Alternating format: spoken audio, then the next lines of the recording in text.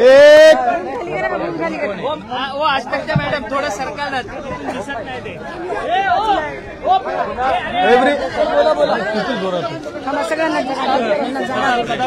दिसत नाही त्यांच्या कॅमेराला दिसत नाही। उद्या 11पर्यंतचा वेळ देण्यात आलेला आहे, त्यामुळे उद्या 11पर्यंत हे आंदोलन थांबतील का, काय म्हटलं न्यायालय, काय झालं कोर्टामध्ये? मला आपल्याला सांगण्यास आनंद होत आहे, माननीय उच्च न्यायालयाने स्पष्टपणे आज आपलं ऑब्झर्वेशन करताना सांगितलं की लॉ हा प्रिव्हेल होईल, कायदा अंमलात राहील, कायद्याच्या व्यतिरिक्त दुसरं काही चालू शकत नाही। हे आज आपण सगळ्यांनी डोळ्यांनी पाहिलं, कानांनी ऐकलेलं आहे आणि त्याच्यामुळं जे वारंवार विनंती होत होती की आम्ही संख्या कमी करतो, लोकांना पाठवतो, पण आम्ही तिथं स्टेजवर बसून उपवास करतो आणि आम्हाला पुढे तशा प्रकारची मुभा असावी, परंतु न्यायालयाने हे देखील स्पष्ट केलेलं आहे की ज्या प्रकारे तुम्हाला परवानगी नाही त्या प्रकारे तुम्हाला तिथं बसण्याचा आणि राहण्याच्या बाबतीमध्ये न्यायालयाने आदेश देण्याचा प्रश्नच उद्भवत नाही। त्याच्यामुळं आज एक गोष्ट नक्की झालेली आहे, माननीय न्यायालयाने संविधानाच्या आर्टिकल 226चा देखील सकाळच्या सत्रामध्ये उल्लेख केलेला आहे। माननीय न्यायालयाने सकाळच्या सत्रामध्ये 3 वाजेपर्यंत ही अपेक्षा व्यक्त केली होती की लवकरात लवकर जर तुम्हाला परवानगी नसेल तर लवकरात लवकर आझाद मैदान रिकामं व्हावं, ही भावना सुद्धा आणि तशा प्रकारचं न्यायालयीन बाब सुद्धा न्यायालयाने सांगितलेली होती मागील आदेशाच्या आधारे। परंतु आज असं सांगण्यात आलं जरंगेंच्या वकिलांच्या वतीनं की राधाकृष्ण विखे पाटील त्यांना भेटणार आहेत आणि त्या अर्थानं उद्यापर्यंत ऍडजस्ट करावं जरंगेच्या वतीनं विनंती करण्यात आली।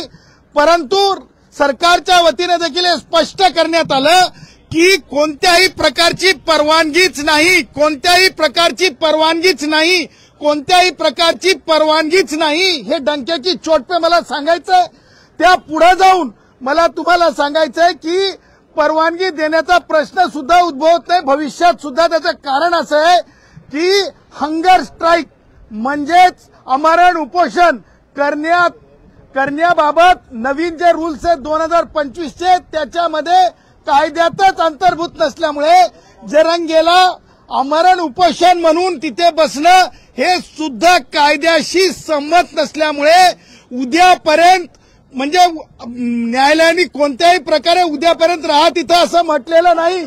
न्यायालयाने पूर्वीच्या आदेशाचंच पालन व्हावं, पूर्वीच्या आदेशाचंच पालन व्हावं, पूर्वीच्या आदेशाचंच पालन व्हावं असं स्पष्ट सांगितलंय।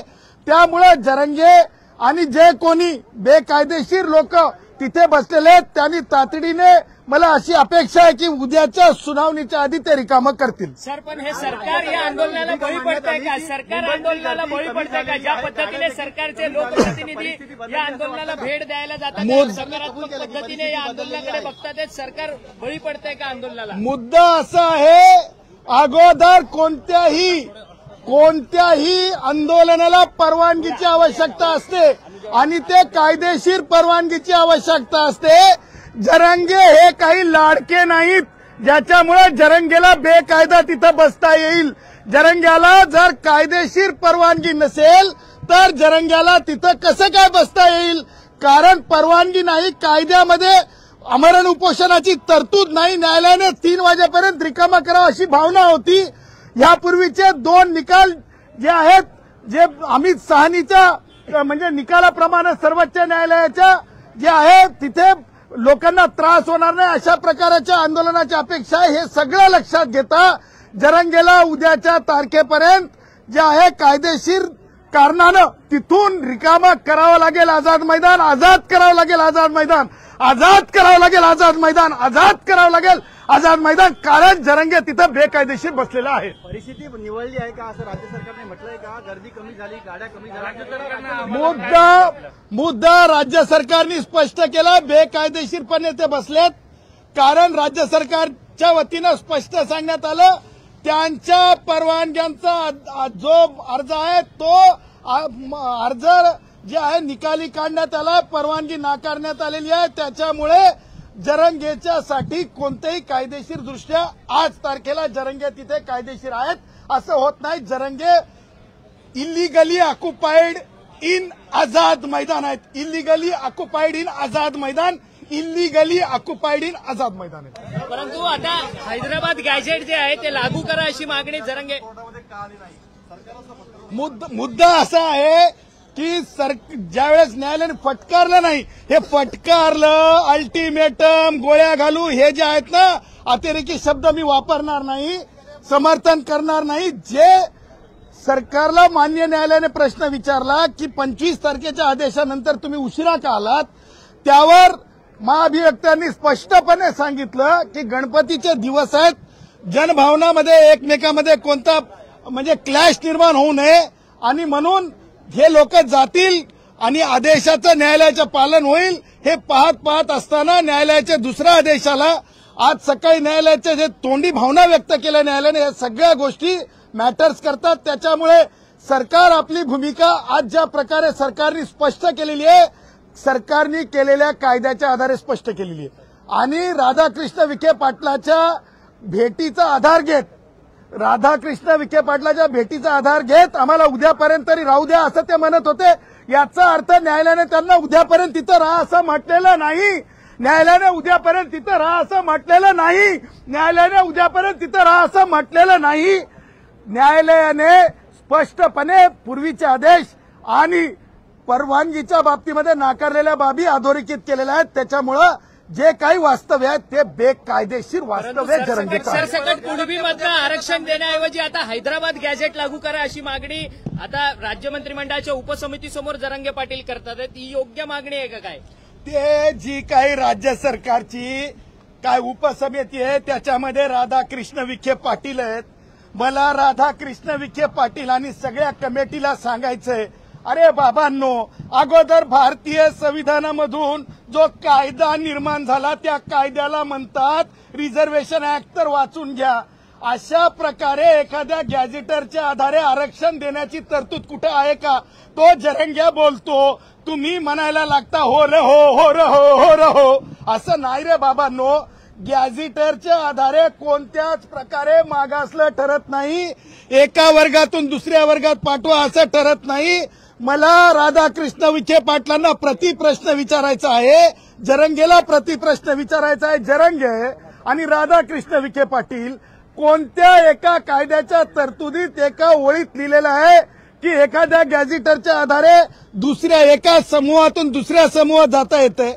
आणि गॅझेटरचा अर्थ काय? गॅझेटमध्ये पब्लिश झाल्याच्या नंतर वेगळं लागू करण्याची तरतूद कुठे आहे? तुम्हाला सांगतो, ज्या गॅझेटरचा उल्लेख करतात त्या गॅझेटरच्या आधारे मी तुम्हाला डंके की चोट पे कायद्याचा अभ्यासक विद्यार्थी, संविधानाचा विद्यार्थी म्हणून सांगतो, त्या गॅझेटरच्या आधारे एकही जात प्रमाणपत्र आणि व्हॅलिडिटी ही कायद्यासमोर टिकणार नाही. माझे मराठा भाऊ, मेरे लगते जिगर मेरे मराठा भाई, जिनसे मैं बहुत प्यार करता हूं, वो मराठा भाइयों के साथ जो राजनीति की जा रही है विपक्ष की तरफ से ही चुकीची आहे आणि त्यांना भुरळ घातली चालली, चुकीच्या मार्गाने नेलं चाललंय. माझा मराठा भाऊ ओबीसी कुणबी म्हणून जाऊ शकत नाही. परंतु शिवेंद्रराजे भोसलेंनी आता शब्द दिलाय जरंगेला की आम्ही सातारा आणि औंध गॅजेट जी आहे ती लागू करू, 15 दिवसात अंमलबजावणी करू, असं शिवेंद्रराजे भोसले म्हणतात. शिवेंद्र काय नाव आहे त्यांचं? शिवेंद्र भोसलेजी, तुम्हाला मला सांगायचं आहे, लागू करणारे मान्य राज्यपाल असतात आणि प्रत्येक गॅझेट आणि गॅझेटियर आहे ना भारताच्या संविधानाच्या आर्टिकल 309 मध्ये लागूच झालेलं असतंय. त्याचा अर्थ वेगळ्या डबल गॅझेटर लागू करणं हे कसं होऊ शकतंय? आणि त्या गॅझेटरच्या आधारे शिवेंद्र भोसलेजी असतील किंवा आमच्या राधाकृष्ण विखे पाटील असतील, त्यांनी सगळ्यांनी मला असं वाटतंय की एकदाचं संविधान विषयक प्रशिक्षण 8 दिवसाचं पूर्ण करून घ्यावं. ज्या 58 लाख नोंदी सापडल्या त्याच्या व्हॅलिडिटी द्यायच्या अडकलेल्या आहेत आणि त्या तात्काळ व्हॅलिडिटी द्या अशा पद्धतीची मागणी करतायत आणि विखे पाटील त्यांना समर्थन देताना पाहायला मिळतं. अहो तुपे, तुम्हाला मी सांगतो, विखे पाटलांचं नाव घेऊन मला काहीतरी प्रश्न विचारू नका. तुम्हाला मी सांगतो स्पष्टपणे, त्या नोंदींच्या आधारे आरक्षण देता येत नाही. त्या नोंदींच्या केवळ नोंदीच्या आधारे ते कोणत्याही कायदेशीर दृष्ट्या मागास ठरवता येत नाही. आणि कोणते कुणबी मागास आहेत माहिती आहे का तुम्हाला सगळ्यांना? खेडूले कुणबी मागास आहेत जे कोकणात याच्यामध्ये विदर्भामध्ये दुसरे कोणते तिरळे कुणबी मागास आहेत ते विदर्भात आहेत. त्याचं कारण मागासले पण त्यालाच म्हणतात ज्याच्यासोबत सोशल हँडिकॅप म्हणजे सामाजिक अपंगत्व असतंय. सामाजिक अपंगत्व माझ्या मराठा भावांसोबत नाहीये. माझ्या मराठा भावांसोबत सामाजिक अपंगत्व नाहीये. माझ्या मराठा भावांसोबत सामाजिक अपंगत्व नाहीये. त्यामुळे माझ्या मराठा भावांना जबरदस्ती सामाजिक अपंग म्हणण्याच्या प्रयत्नात पडू नये, कुणी पडू नये. आणि माझे मराठा भाऊ मागास ठरत नाही.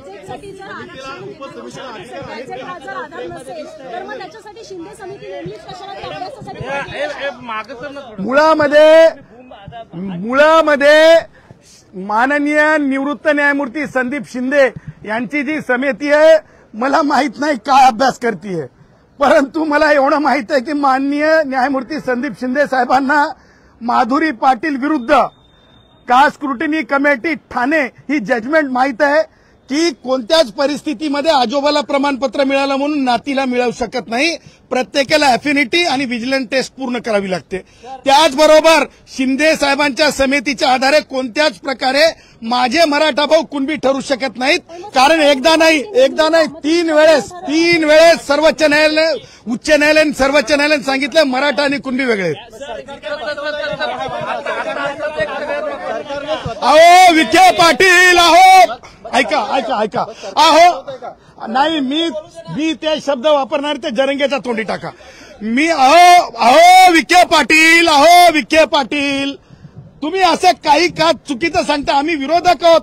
आम्ही देता येत नाही म्हणतो, कुणबी मराठा एक नाहीत म्हणतो. गॅझेटरच्या आधारे मागास ठरवण्याची प्रक्रिया तुम्हाला करता येणार नाही. आणि विखे पाटील काय म्हणतायत ते त्यांच्या ज्ञानाचा भाग आहे. 1 महिन्यात जीआर काढतो म्हणतात. कशाचा? जीआरच्या आधारे आरक्षण राज्यपालांची सही घेतो म्हणतात गॅजेटवर. मी तुम्हाला विखे पाटील काय म्हणतायत मला त्यांच्या विचाराची कीव येते, मला विखे पाटलांच्या बोलण्याची कीव येते, मला विखे पाटलांच्या बोलण्याची कीव येते. विखे पाटलांचं बोलणं मी जीआर काढतो. जीआर असत नसते आरक्षण देण्यासाठी, कायदा असतंय त्याला ऍक्ट म्हणतात. विखे पाटील मला असं वाटतंय विखे पाटलानं, कमल किशोर कदमनं, DY पाटीलनं, पतंगराव कदमनं यांनी माझ्या मराठा भावांना त्यांच्या जवळ असलेल्या मेडिकल इंजिनिअरिंग कॉलेजेसमध्ये आधी शिकायची मुभा आणि नोकऱ्यांची संधी द्यावी आणि त्याच्यानंतर दुसऱ्या गोष्टींवर चर्चा करण्यासाठी पुढे यावं हे विखे पाटलांसाठी. हा मुख्यमंत्र्यांचा निर्णय असं वाटत नाही का? ज्या पद्धतीने मुख्यमंत्र्यांसोबत विखे पाटलांची चर्चा झाली आणि त्यानंतर हा सगळा गॅजेट अंमलबजावणीचा निर्णय येतोय. गॅजेट ही अंमलबजावणी असती पत्रकार साहेब. गॅजेट ज्या दिवशी पब्लिश होत आहे त्या दिवशीच ते अंमलबजावणीत येते भारतीय संविधानाच्या आर्टिकल 309 नुसार. आणि राहिला प्रश्न जे आहे मागासलेपणाचा आणि सर्टिफिकेट देण्याचा, दोन्ही गोष्टी विखे पाटलाच्या म्हणण्यानुसार होऊ शकत नाहीत. कारण लक्षात ठेवा सामाजिक मागासलेपण जे असतंय ते माझ्या लोहार भावांसोबत आहे, सुतार भावांसोबत आहे, वंजारी भावांसोबत आहे, बंजारा भावांसोबत आहे. माझ्या जे कोणी कष्टाळू, जे कोणी सामाजिक अपंगत्वासोबत कष्ट करतात, ज्यांचे घाम गळतात त्यांच्यासोबत आहे. त्याच्यामुळे विखे पाटलाच्या म्हणण्यानुसार काही होऊ शकत. सर आता तुम्ही म्हणाला की मराठा बांधवाबद्दल प्रेम आहे वगैरे, पण मराठा बांधवांना सरकार फसवतंय का असं वाटतंय का? नाही, सरकार फसवत नाही. उद्धव आणि राष्ट्रवादी काँग्रेसचे वयोवृद्ध पुढारी शरद पवार यांची ख्याती आहे, त्यांचं राजकारण करण्याची पद्धती आहे. जेव्हा महाराष्ट्रामध्ये अदर दॅन मराठा मुख्यमंत्री असतो त्यावेळेस एक नरेटिव्ह तयार करतात.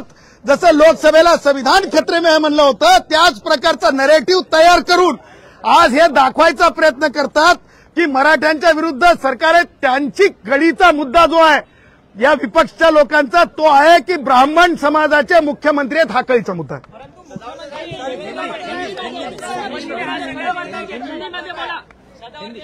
हिंदी में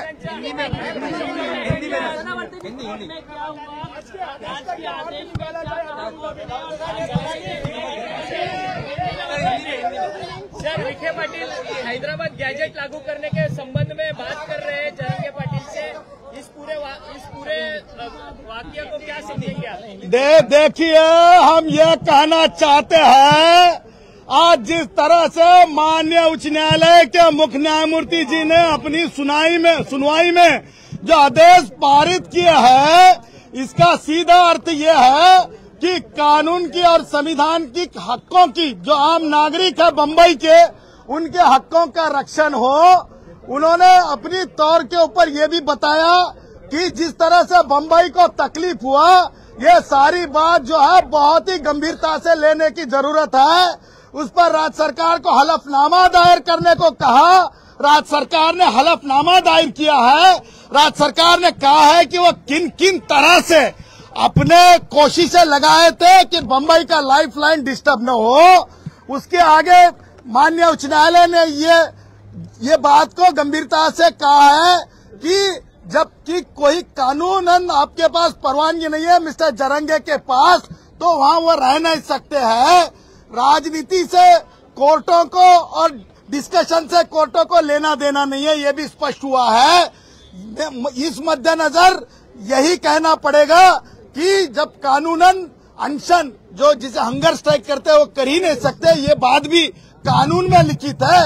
ये सारी चीजें देखते हुए मुझे न्यायालय ने जो गंभीरता से बात रखी है, जो आदेश पारित किया है, पहले 2 आदेश जो न्यायालय ने कहे थे मराठाओं के आंदोलन के बारे में, ये बात को बड़े सूचक लिया है। न्यायालय ने जरंगे से ये भी सवाल किया है, जब मराठा आरक्षण की केस उच्च न्यायालय में है तो उच्च न्यायालय में केस रहते हुए तुम आंदोलन कैसे हो सकता है, ये भी कहा है। और न्यायालय ने कल तक की इजाजत बैठने की नहीं दी, खाली सुनवाई की इजाजत है। न्यायालय ने स्पष्ट किया है कि अगर से परमिशन नहीं है तो जरंगे को आज ही जाना चाहिए। कोर्ट के आदेश का मतलब समझना चाहिए। मैं ये कहूंगा कि राष्ट्रवादी कांग्रेस के आला नेता, बुजुर्ग नेता शरद पवार जी की राजनीति, उद्धव की राजनीति जिस तरह से महाराष्ट्र को डिस्टर्ब कर रही थी, अभी इस न्यायालय के डिसीजन के बाद शायद उनके दिमाग में के जो गलत बातें हैं वो सुधर जाएंगी, ठीक हो जाएंगी।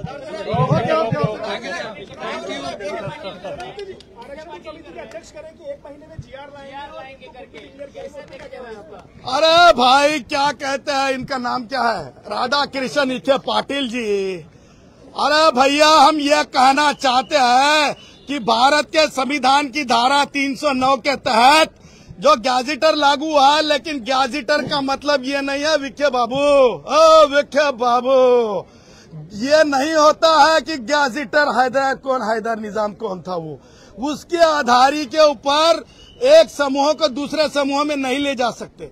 अगर तुम एक समूह से दूसरे समूह में ले जाओगे तो भारत का संविधान जो कहता है उसके बारे में तुम उस संविधान के जो दायरे है, दायरे से दूर जाना चाहते हो क्या?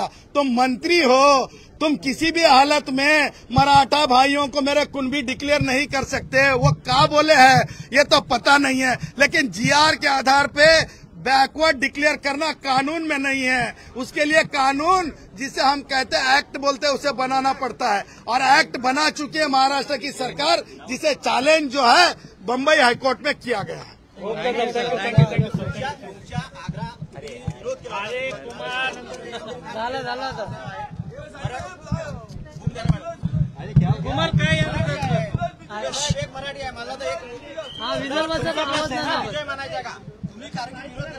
अरे भाई संविधान का विजय होता है, अरे विजय हा भारताच्या संविधानाचा नेहमीच म्हणायचा असतो, जय जयकार भारतीय संविधानाचा करायचा असतो, प्रभू श्रीरामांचा करायचा असतो, भारतरत्न डॉक्टर बाबासाहेब आंबेडकरांच्या विचाराचा करायचा असतो, पंडित नथुरामजी गोडसेंचा जय जयकार करायचा असतो। आणि जेव्हा हे विचार आपल्या डोक्यात असतात तेव्हा इरादे नेक हो तो सपने साकार होते हैं, अरे सच्ची लगन हो तो रास्ते आसान होते हैं।